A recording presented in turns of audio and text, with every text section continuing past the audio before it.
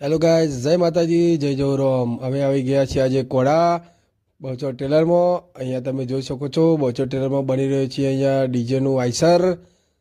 અહીંયા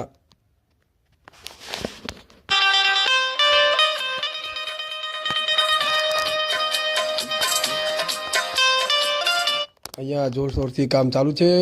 આ જોઈ શકો બહુચર ટેલર કોડા. આ છે ધર્મેશભાઈ.